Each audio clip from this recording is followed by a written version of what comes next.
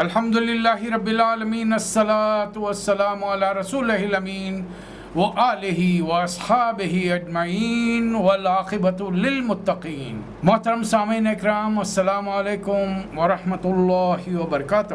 اعوذ باللہ من الشیطان الرجیم، بسم اللہ الرحمن الرحیم۔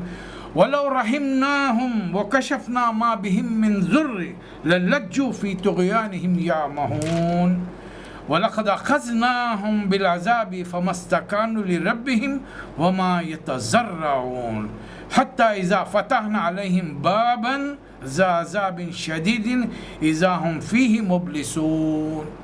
صدق اللہ مولانا العظیم۔ سورہ جیسا کہ گزشتہ بار آپ سے درخواست کی گئی تھی کہ سورہ مومنون کا ترجمہ مطالعہ کر کے آئیے، اس کی آیت نمبر 75، 76، 77، 75، 76، 77 آپ کے سامنے تلاوت کی، ترجمہ سماعت فرمائیے۔ اگر ہم ان مکے والوں پر رحم کریں اور وہ تکلیف جس میں یہ آج کل مبتلا ہیں دور کر دیں تو یہ تو اپنی سرکشی میں بہک جائیں گے۔ ان کا حال یہ ہے تو ہم نے انہیں تکلیف میں مبتلا کیا، پھر بھی اپنے رب کے آگے نہ جھکے، نہ عاجزی اختیار کی۔ البتہ جب نوبت یہاں تک پہنچ جائے گی کہ ہم پر سخت عذاب کا دروازہ کھول دیں گے تو آپ دیکھیں گے کہ اس حالت میں یہ ہر خیر سے مایوس ہے۔ مکہ مکرمہ ہے، نبی کریم صلی اللہ علیہ وسلم نے ایک دعا مانگی تھی، اللہم اعنی بسبع کا سبع یوسف، اے اللہ 7 سالوں کے ذریعے میری مدد فرما جیسے تو نے حضرت یوسف علیہ السلام کے زمانے میں ان کی مدد فرمائی تھی۔ جیسا کہ آپ جانتے ہیں، قرآن کے پڑھنے والوں کا علم ہے کہ سورہ یوسف میں اللہ نے بتایا کہ حضرت یوسف علیہ السلام کے دور میں 7 سالہ قحط آیا تھا مصر میں، ایجپٹ۔ نبی صلی اللہ علیہ وسلم نے وہی دعا فرمائی کہ ویسا قحط بھیج، قحط آ گیا۔ قرآن مجید میں 2 سوروں میں اس کا ذکر ہے۔ سورہ دخان ہم پڑھ چکے ہیں، آج سورہ مومنون جس کی آیتوں میں 75، 6، 7 میں آپ کو اس کا اندازہ ہو گیا۔ مکہ کے بڑے بڑے سردار آپ کی خدمت میں آئے اور آپ سے درخواست کی کہ قوم مر رہی ہے، دعا کیجیے۔ آئیے دیکھتے ہیں نبی صلی اللہ علیہ وسلم نے دعا کی، اس کا کیا اللہ تعالیٰ نے اس کا ساتھ کیا معاملہ کیا، اور پھر جو سورہ نازل ہوا اور اس کے بعد میں قریش مکہ نے، مشرکین مکہ نے کیا برتاؤ کیا، وہ ہمارے لیے سیرت ہے، وہ ہے واقعہ۔ جس وقت سورۃ المومنون نازل ہو رہا تھا، حضرت عمر نبی کریم صلی اللہ علیہ وسلم کے سامنے تشریف فرما تھے۔ اچانک آپ نے دیکھا کہ رسول اللہ صلی اللہ علیہ وسلم پر ایک کیفیت طاری ہو، آنکھیں بند ہو گئی، اور یہ وحی کے نزول کی کیفیت تھی۔ اور ایسے موقع پر قریب رہنے والے تمام حضرات ایک دم خاموش ساکت ہو جاتے، پن ڈراپ سائلنس۔ تھوڑی دیر بعد جب وحی کے نزول کا سلسلہ رک گیا تو پھر نبی صلی اللہ علیہ وسلم نے آنکھیں کھولی اور حضرت عمر سے مخاطب ہو کر فرمایا، آج مجھ پر ایسی 10 آیتیں نازل ہوئی ہیں کہ جن پر عمل کرنے والا جنت میں جائے گا۔ آئیے دیکھیں سورہ کی شروعات، قد افلح المؤمنون، یقیناً فلاح پائی ایمان لانے والوں نے۔ اگر بات یہاں رک جاتی تو پھر ہم سب ایمان والے ہیں، سب جنت میں چلے آتے۔ دنیا کا کوئی عمل اللہ کو مطلوب نہیں ہوتا، لیکن نہیں، اللہ تعالیٰ نے شرطیں لگا دی۔ الذین هم فی صلاتهم خاشعون، جو نماز میں خشوع اور خضوع اختیار کرتے ہیں۔ والذین هم عن اللغو معرضون، لغو کاموں سے، وہ کام جن سے نہ مال میں فائدہ، نہ صحت میں فائدہ، نہ علم میں فائدہ، اور نہ ہی وقت ضائع ہونے سے بچ سکتا، ایسی چیزوں سے بچیں۔ والذین هم للزکاة فاعلون، پورے قرآن مجید کا مطالعہ کیجئے تو پتہ چلے گا یؤتون الزکاة، آتون الزکاة، اس قسم کے الفاظ استعمال، لیکن یہاں پر اللہ تعالیٰ نے نئی ترکیب استعمال کی، زکوٰۃ کا نظام قائم کرتے ہیں۔ والذین هم لفروجہم حافظون، اپنی شرمگاہوں کی حفاظت کرتے ہیں، اور اس کا استعمال صرف نکاح یافتہ بیویوں یا لونڈیوں سے کرتے ہیں۔ یہ قانون آج بھی باقی ہے۔ بہت سارے انگریزی میڈیم کے نام نہاد طالب علم مسلمانوں کو یہ چیزیں سمجھ میں نہیں آتی۔ البتہ یہ 2 عورتوں کے قسم کی عورتوں کے علاوہ جو اور کوئی چاہے تو پھر وہ اس کا شمار وہ غالب ظالموں میں ہوگا۔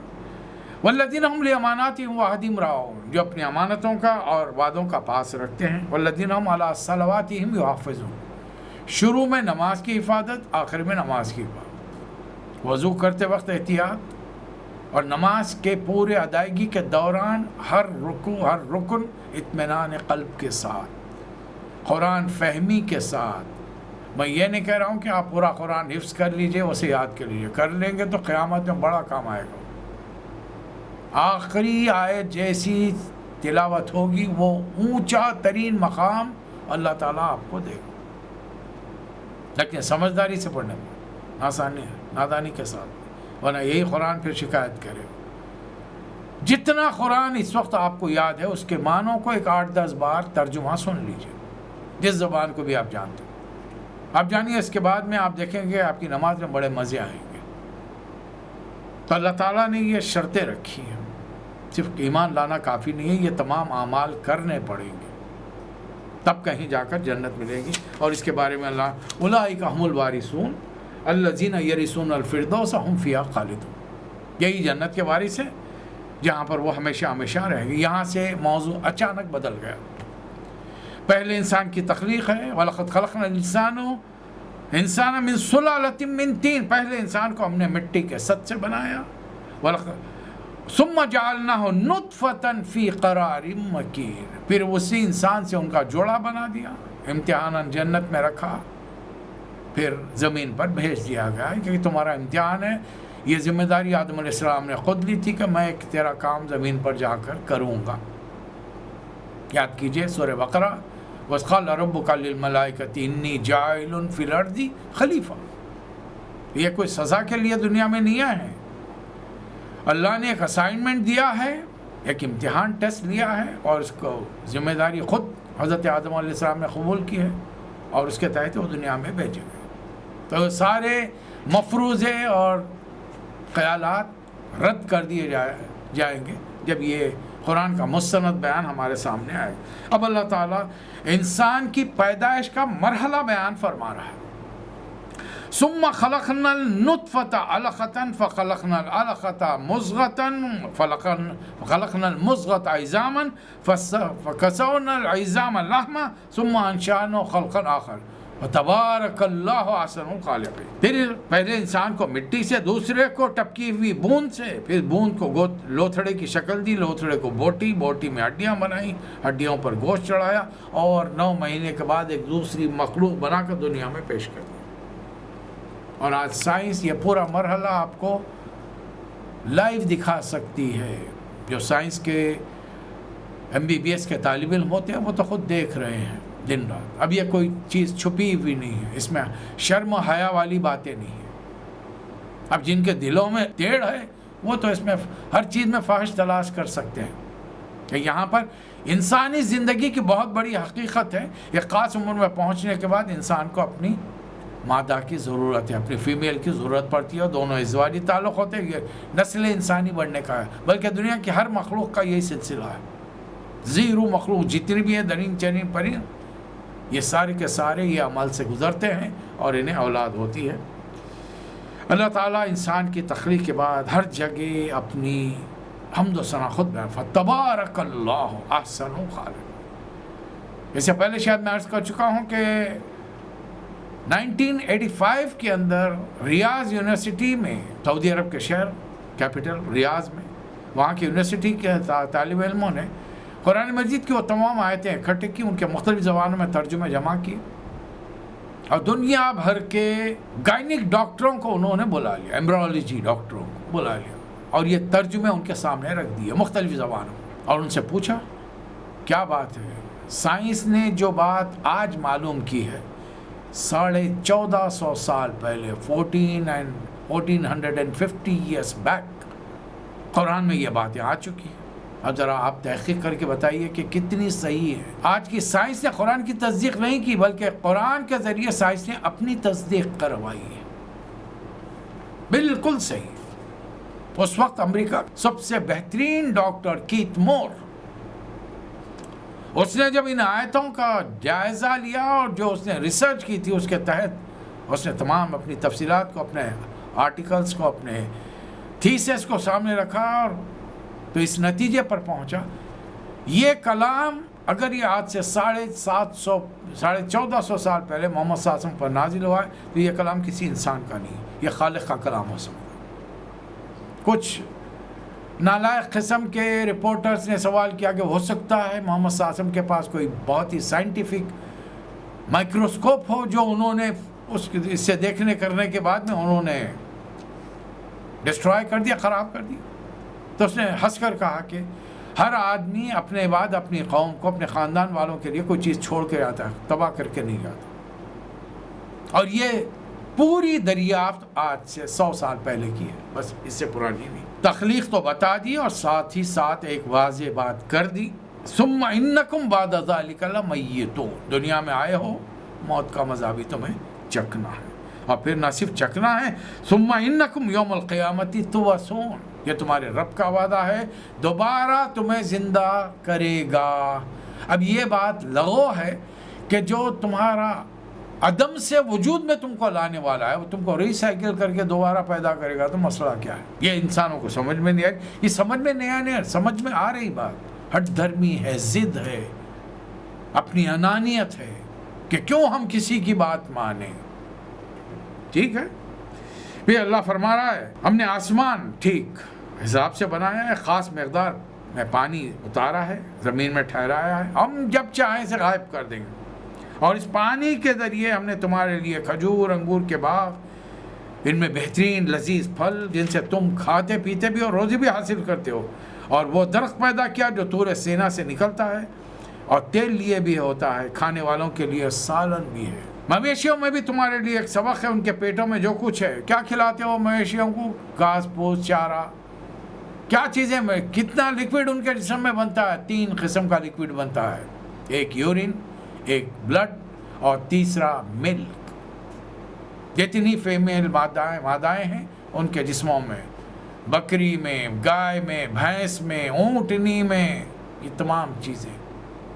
آخر دنیا میں کوئی ایسی مشین تم بھی ایجاد کرو کہ ایک جانب سے جس میں گھاس پھوس ڈالو اور دوسری جانب 3 پائپ نکالو، اور تینوں پائپوں میں سے 3 الگ چیزیں برآمد ہونی چاہیے، خون، یورین اور پھر دودھ۔ ہے کوئی دنیا کی ایسی مشین؟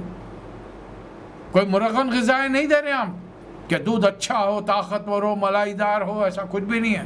گھاس کھلاتے ہیں بکریوں کو، چارہ کھلاتے ہیں، پتے کھلاتے ہیں، تل کر گوشت نہیں کھلاتے ان کو، گائے بھینسوں کو۔ اور اونٹنی جو کھاتے ہیں وہ تو خاص ببول کے پتے، جو خاص غذا ہے، قیمتی غذا ہے۔ پھر یہاں سے آیت نمبر 25 سے پیغمبروں کا ذکر شروع ہو رہا ہے، وَلَقَدْ أَرْسَلْنَا نُوحًا إِلَىٰ قَوْمِهِ، یہ وضاحت کرتی ہے تمام نبیوں میں فرق اور ہمارے نبی میں فرق۔ ہر نبی اپنی قوم کے لیے آیا، جبکہ نبی کریم صلی اللہ علیہ وسلم کو اللہ تعالیٰ نے رہتی دنیا کے لیے، تمام انسانیت کے دنیا کے ہر گوشے میں بسنے والے انسانوں کے لیے بھیجا۔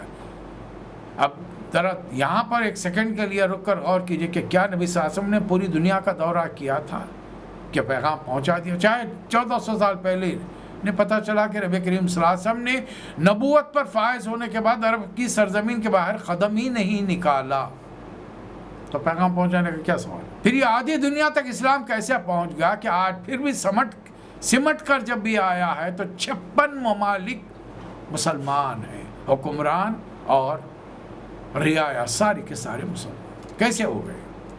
صحابہ کرام نے کام کیا، ان کے بعد والوں نے، ان کے بعد والوں، ہم نے کیا کیا؟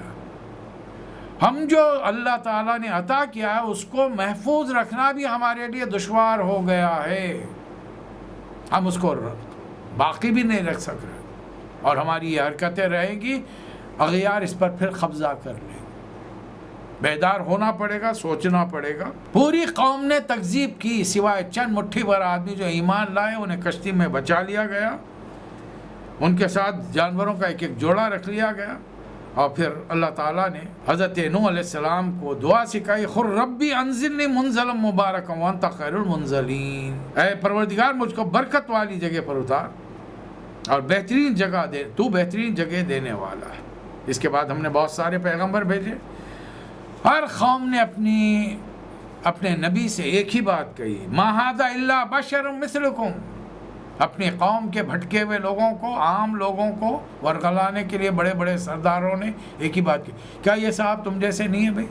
کھاتے ہیں پیتے ہیں، ان کے ماں باپ ہیں، گلیوں میں چھوٹے بچے تھے تمہارے ساتھ کھیلتے کودتے تھے، بڑے ہوتے بڑے، ہاں اخلاق کے اعتبار سے بڑے اچھے ہیں، نیک ہیں، ان سے بڑی اچھی توقعات تھیں، لیکن انہوں نے اٹھ کر ہمارے باپ دادا کے عقیدوں کو بالکل غلط ٹھہرا دیا، کیسے مانیں گے ان کو؟ آخر ان میں خصوصی بات کیا ہے؟ یہ نہ قبیلے کے سردار ہے، نہ حکمران ہے، نہ مال ہے، نہ دولت ہے، ایک اوسط درجے کے گھرانے میں پیدا ہوئے ہیں، اور اچانک کہتے ہیں کہ اللہ کا ان کے کانٹیکٹ میں آ گیا ہے، فرشتہ آتا ہے ان سے بات کرنے کے لیے، یہ ماننا نہیں چاہتے۔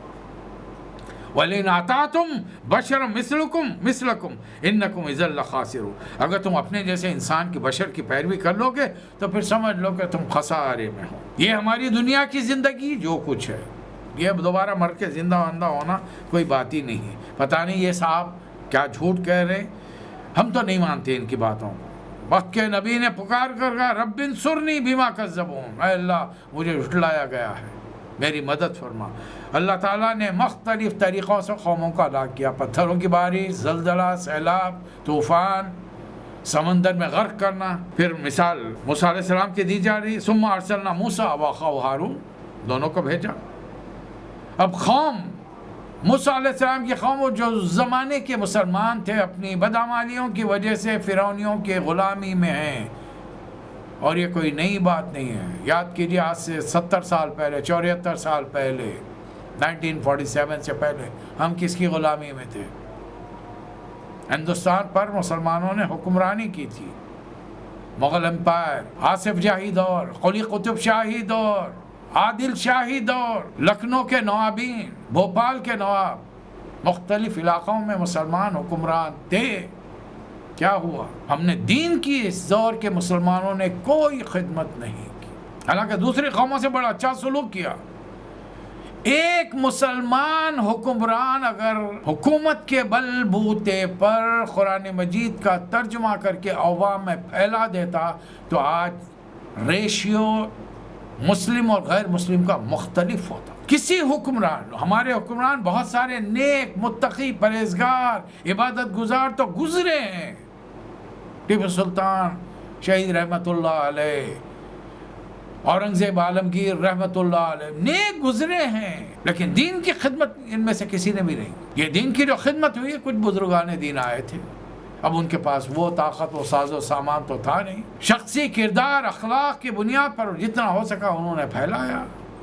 لہٰذا جب طاقت نہ ہو اور صحیح ڈھنگ سے قرآن کی تبلیغ نہ کی جائے، اسلام کو پھیلایا نہ جائے، تو پھر وہ جو بدعتیں سرات کر آئی ہیں، داخل ہو گئی ہیں اسلام میں، آج اس کا نتیجہ ہم سارے بھگت رہے ہیں۔ غلام بنا لیا تھا فرعونیوں نے، اب وہ اعتراض کر رہے ہیں اَنُؤْمِنُ لِبَشَرَيْنِ مِثْلِنَا وَقَوْمُهُمَا لَنَا عَابِدُونَ، دو آدمیوں کی ہم پیروی کریں جن کی قوم ہماری غلام ہے، ہماری خدمت گزاری پر ہم نے اسے مقرر کر رکھا ہے۔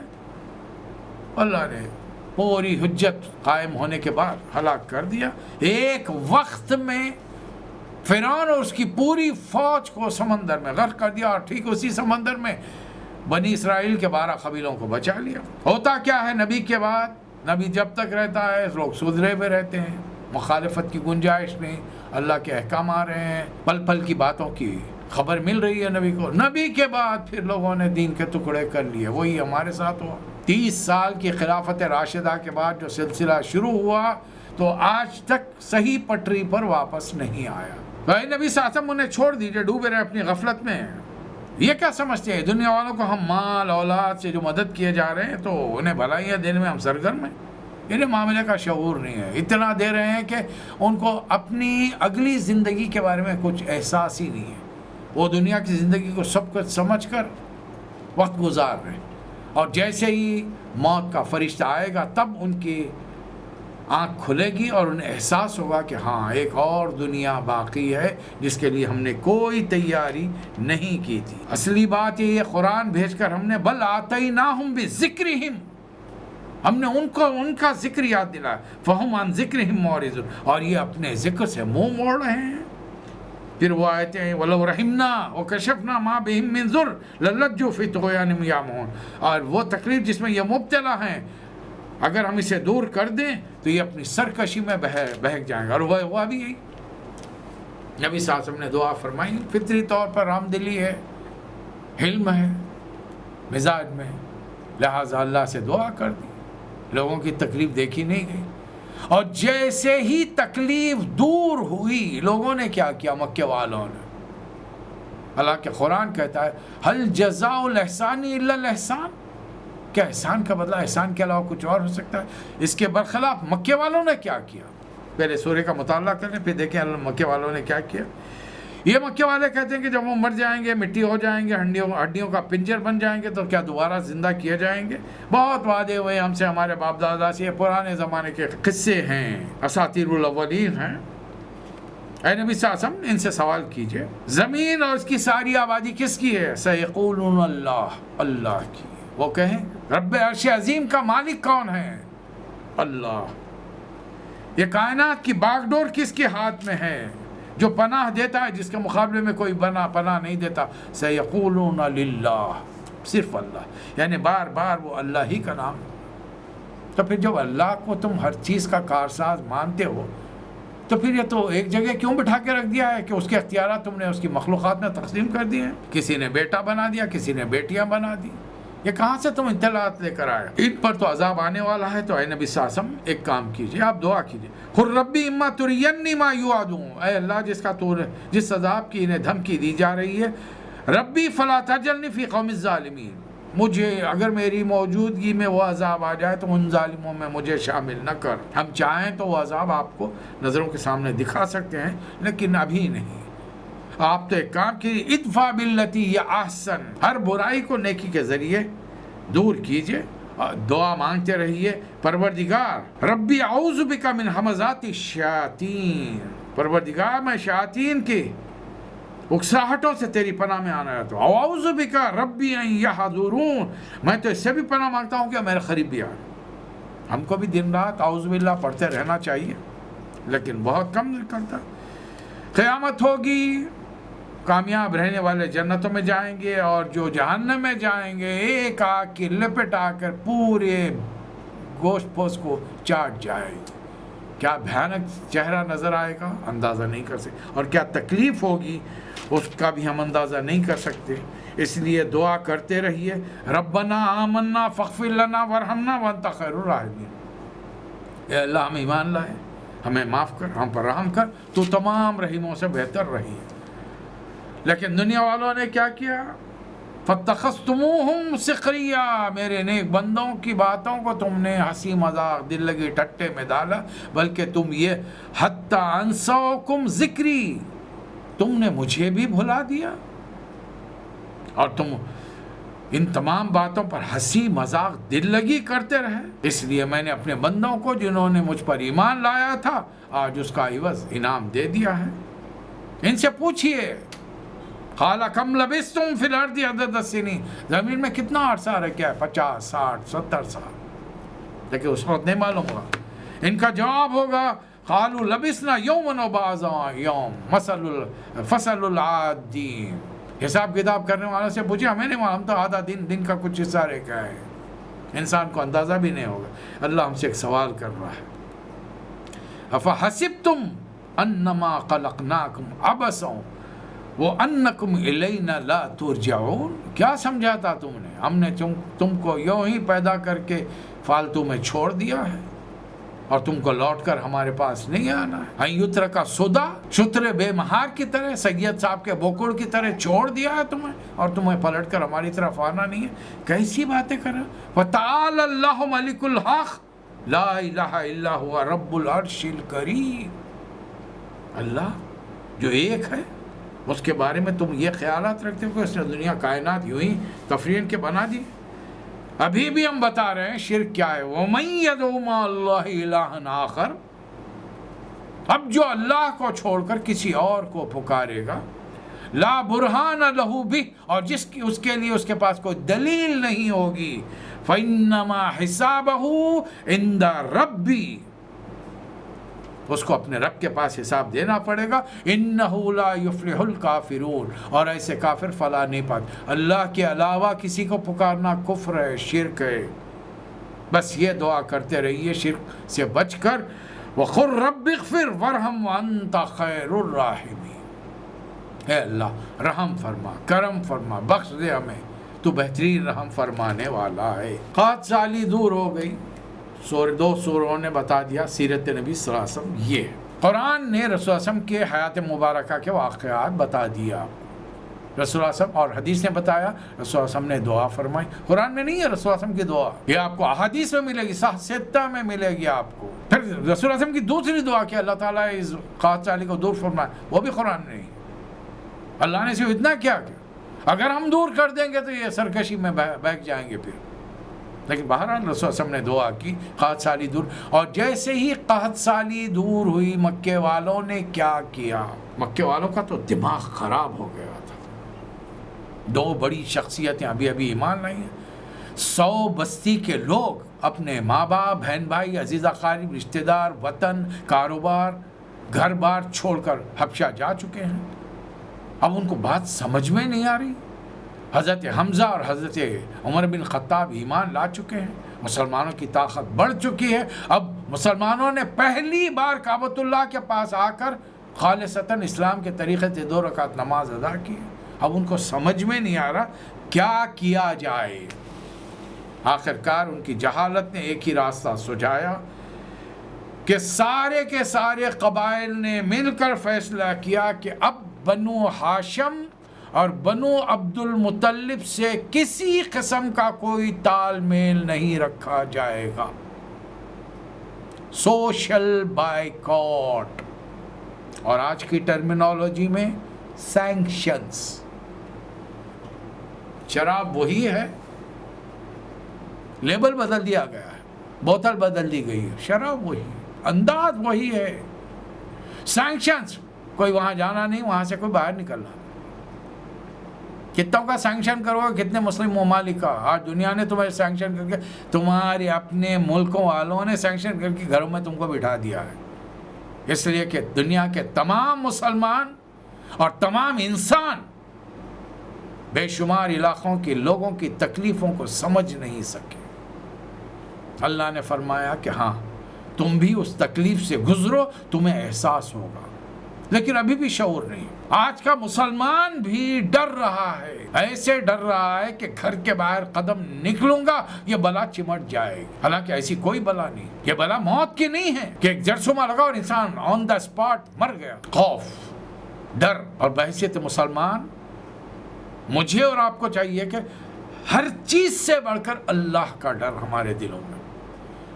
آپ کو اور مجھے تو معلوم ہے موت برحق ہے، ابھی اس سورے میں پڑھ چکے ہیں، موت برحق ہے، پھر ڈرنا کس بات سے؟ اور لوٹ کر جائیں گے کہاں؟ اسی کے دربار میں جائیں گے نا، اللہ کے دربار میں ہی لوٹ کے جانا ہے، وہیں جانا ہے۔